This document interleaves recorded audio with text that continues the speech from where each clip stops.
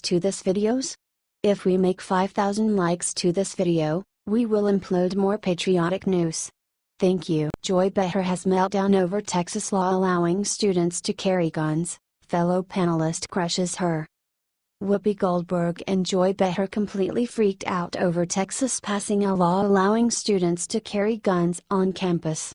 However, the more conservative view panelist Jedediah Bila crushed both of them with logic.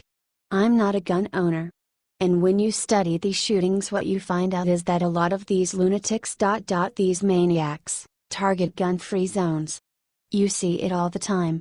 There's stats upon stats. I want those students who have a license to carry, who have gone through the process, who have been approved, to not be sitting ducks in those classrooms, argued Bila. You do know that to get a gun license, you don't have to actually learn how to shoot the gun. I'm telling you, people can go and buy guns and never ever have to go to a gun range, interrupted Goldberg. Statistically, you are more likely to kill another civilian or yourself with a gun. This is part of the insanity that's going on in this country right now, screamed Behar. What about the professors who give you an F? I'd be scared to teach in that class. Behar screamed.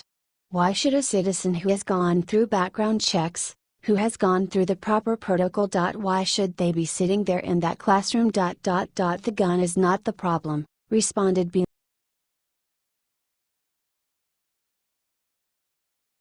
Sarah Huckabee Sanders loses it over Russia conspiracies, makes the speech to end all speeches. Day after day after day, CNN and other mainstream media outlets have done nothing but talk about Russian conspiracies. Press Secretary Sarah Huckabee Sanders has finally had enough. She let everyone know this in a fiery speech. The press asked Sanders questions about Don Jr.'s meeting with a Russian lawyer, and accused President Trump of being misleading. The only thing I see misleading is a year's worth of stories that have been fueling a false narrative about this Russia collusion, and a phony scandal based on anonymous sources, said Sanders. And I think that is, if we're going to talk about misleading, that's that only thing misleading I see in this entire process. You guys are focused on a meeting that Don Jr. had no consequence when the Democrats actually colluded with a foreign government like Ukraine.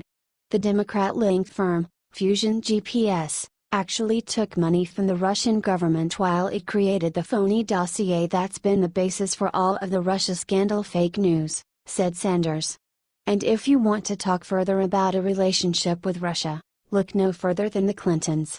As we've said time and time again, Bill Clinton was paid $500,000 to give a speech to a Russian bank and was personally thanked by Putin for it.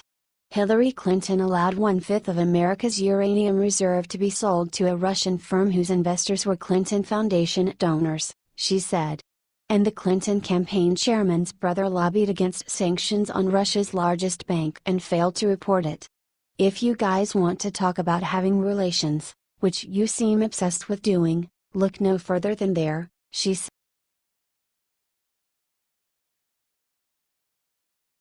Tucker Carlson crushes Cal exit advocate who wants to export California's middle class. There is a group of people in the state of California who are so horrified that Donald Trump is president that they want California to become its own country. Tucker Carlson interviewed one of these nut jobs, and they turned out to be even crazier than imagined, suggesting that California will export their middle class to the United States and replace them with illegal immigrants. Your state or country or whatever we're calling it now. There's been a massive exodus of middle-class Californians to neighboring states. The numbers are there. You've lost hundreds of thousands making between $100,000 and $200,000 over the past 10 years, and they've enriched Idaho and Montana and even Wyoming and Washington state. If it's such a well-run place, why are the middle class leaving? Asked Carlson. Tucker, you have to look at the bigger picture here. The 5th largest economy in the world. Just repeat that. Say it again. We are the 5th largest economy, argued Shankar Singham, the vice president of the California Freedom Coalition. It's basically the economy of Mexico. You've got a small number of rich people, the tech people, and then you've got a ton of poor people and the middle class is leaving. That's a recipe for instability. You're aware of that, right?" asked Carlson. "If everyone in the middle class is leaving, that's actually a good thing. We need these spots opened up for the new wave of immigrants to come up. It's what we do. We export our middle class to the United States. You guys should be thanking us for that," replied Singh.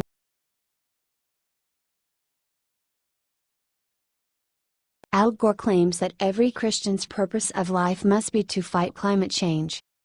Global warming alarmist Al Gore is trying to manipulate Christians by suggesting that the purpose of a Christian's life must be to fight climate change.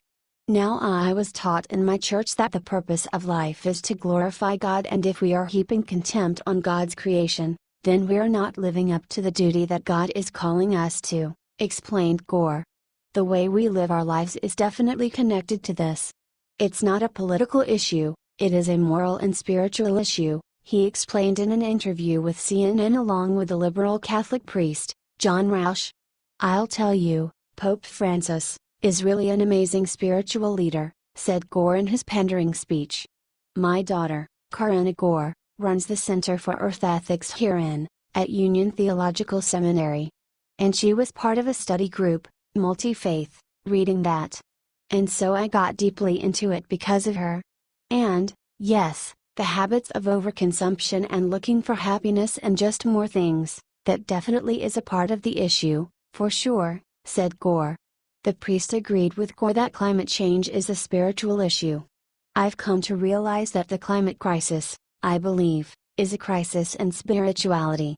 And I mean by spirituality a connectedness, a spiritual connectedness that we all are connected. We are connected to nature.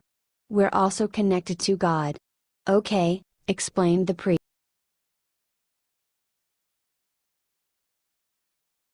Stabenow launches desperate personal attack against Kid Rock as she loses in the polls. Robert Ritchie, otherwise known as Kid Rock, has decided to run for Senate. It has been controversial, yet poll after poll indicates that Kid Rock is in the lead. His political opponent Stabenow was asked about these polls, and she attacked Kid Rock personally. She suggested that he wouldn't be able to stop playing music and isn't a serious threat. "Well, I haven't seen a legitimate poll that showed him ahead, but what I would say is we're a long way from the campaign. He's going to be busy. He's got concerts and there's 4 people so far in the Republican primary, so I think if he gets in, he's going to be busy," said Stabenow in an interview with the Daily Caller. But what if Rock were to officially declare his candidacy for the Michigan Senate seat and beat his opponents in the primary? Asks the Daily Caller. "Well, for me, it's not about who's running on the other side. It's about the families of Michigan. And as far as I'm concerned, this is about my continuing to fight for them every day. That's what I do," said Stabenow. "I've lived in Michigan my whole life, raised my family. I get up every day and fight for Michigan. And so that's what my focus is," she said. "It'll be interesting to watch the Republican primary 4-way primary," said Stabenow.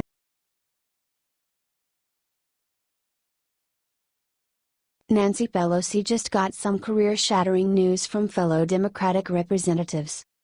More and more, Democrats have been challenging who is in charge of their failing party.